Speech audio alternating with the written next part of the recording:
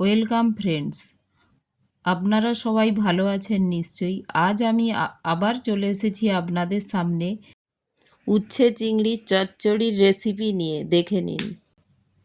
তার জন্য আমার লাগছে কাঁচকলা, উচ্ছে, পেঁপে, বেগুন, আলু।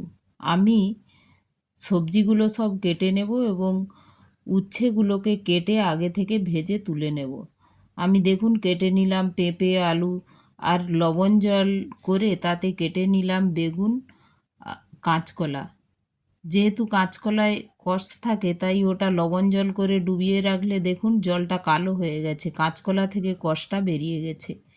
আর ফোড়নের জন্য লাগছে রাঁধুনি, তেজপাতা, লঙ্কা, আর জিরে গুঁড়ো, ধনে গুঁড়ো, আদা, একটু আমি আদা গুঁড়ো নিয়েছি। আর লাগছে লবণ, হলুদ, চিংড়ি মাছ, তেল। এবার আমি গ্যাসের ওভেনে একটা কড়াই বসিয়ে দিলাম এবং ওতে দিয়ে দিলাম আমার কুচিয়ে রাখা উচ্ছগুলো ভাজা হয়ে গেলে আমি তুলে নেব। ওর মধ্যে লবণ, হলুদ দিয়ে দিলাম এবং ওটা নেড়ে নেড়ে আমি ভেজে নিলাম।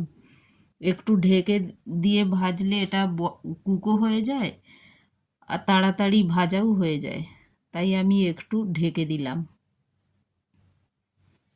এটা ভাজতে বেশিক্ষণ লাগে না, 5-7 মিনিটেই ভাজা হয়ে যায়। উচ্ছে আমাদের ব্লাড সুগার কন্ট্রোল করে, ওয়েট ম্যানেজমেন্টেও কাজ করে, লিভার ডিটক্সিফিকেশান করতে সাহায্য করে, তাই এটা খুব ভালো। দেখুন আমার উচ্ছেগুলো ভাজা হয়ে গেছে, আমি তুলে নিয়েছি। এখন কড়াইয়ের মধ্যেই তেল দিয়ে দিলাম এবং ফোড়নের জন্য দিয়ে দিলাম রাঁধুনি, তেজপাতা আর লঙ্কা। ওর মধ্যে দিয়ে দেবো আমি আমার কুচিয়ে রাখা পেঁপে আর আলু, একসঙ্গে ওটা দিয়ে দেব। ওটা নাড়তে নাড়তে ওর মধ্যে দিয়ে দিলাম এবং ফোড়নের সাথে এটা নাড়তে থাকলাম। আমি পরিমাণ মতো দিয়ে দিলাম লবণ, হলুদ আর জিরে ধনে গুঁড়ো আমি একসাথে মিশিয়ে রেখেছিলাম, ওটা দিয়ে দিলাম। আর আমি ওর মধ্যে দিয়ে দিলাম একটু আদা পাউডার। আপনারা আদা একটু থেতো করে দিয়ে দেবেন, কারণ আমার কাছে আদা ছিল না, তাই আদা পাউডার দিয়েই আমি রান্নাটা করে নিলাম। এখন এটা ভালো করে নেড়ে আমি ঢেকে দিলাম। এটা একটু হালকা ভাজা ভাজা হয়ে এলেই এর মধ্যে দিয়ে দেব আমার লবণ জলে কেটে রাখা কাঁচকলা আর বেগুন। ওটা দিয়ে ওটা নাড়তে থাকবো। উচ্ছে আমাদের হেয়ার আর স্কিনের হেলথও খুব ঠিক করে, খুব ভালো রাখে হেয়ার আর স্কিনের ক্ষেত্রেও খুব ভালো। তাই অনেকে উচ্ছে খেতে চায় না, তাই এভাবে যদি বাড়িতে বানিয়ে আপনারা খান দেখবেন খুব তেতেও লাগবে না, বাচ্চারাও খেয়ে নেবে। এবার এটা একসঙ্গে ভালো করে মশলা দিয়ে আমি মিশিয়ে দিলাম এবং এখন জল দিয়ে আমি কুক হওয়ার জন্য ঢেকে দিলাম।